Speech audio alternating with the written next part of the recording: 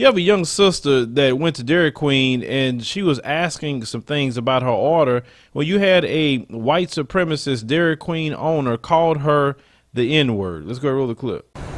In the drive-thru of this Dairy Queen with her 2 children in the back seat, Daya Ford was shaken by what she heard. I couldn't even process it to the point where he ended up walking away. And that's when I honked my horn for him to come back, and I asked him what his name was so I could call corporate and let them know how I was just treated. The Tinley Park woman went to the restaurant on 21st near Sheridan Road Wednesday afternoon.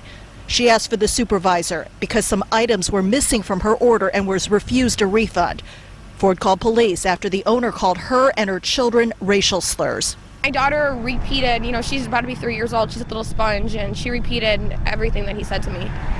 Yeah, and that's when I called the police. I mean, I was crying. I kind of didn't know what else to do. I was just upset. The responding officer wrote in his report the owner proudly admitted to the slurs, stated he'd be happy to go to jail over it, and was fed up with black people.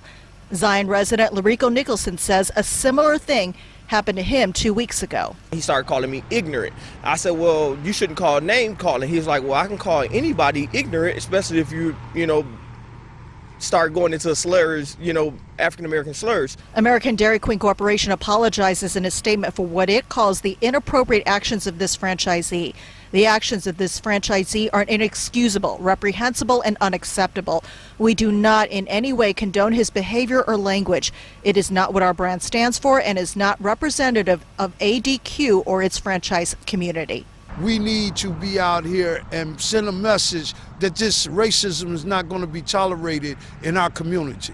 I don't care about anything else. I just really wanted him to genuinely understand what he did and understand not only how it makes me feel, but everyone, because there's so many people that it also happened to that didn't even, their voice hasn't been heard. Now, the great thing about this story is that this white supremacist business owner lost his Dairy Queen franchise and he was shut down, which I am happy that Dairy Queen took that particular position, because the only thing that the white supremacists understand is loss of capital, loss of business, some sort of loss due to their racism. Now, he says he couldn't stand black people, and that's fine. You don't have to like black people.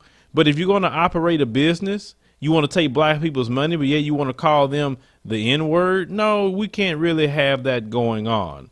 And right now, you should feel very stupid that your racism caused you to lose money. I never understand these people. That's why I say that thing, white supremacy is more important than food, because it's one thing to not like black people, but it's another thing to not like black people so much that it causes you to lose your business or your job. But keep doing the things that you're doing, and we definitely going to keep exposing them. And to anybody that goes through some racism at a restaurant or whatever, try to get that stuff on camera, send it to people like myself, and we'll definitely report on it, because this stuff needs to stop. And there's a lot of people that definitely come to these videos and they get upset about this. Well, get upset about those who are perpetuating the behavior, not the reporting of the behavior. Remember, she's the victim. The other brother is a victim, not the other way around.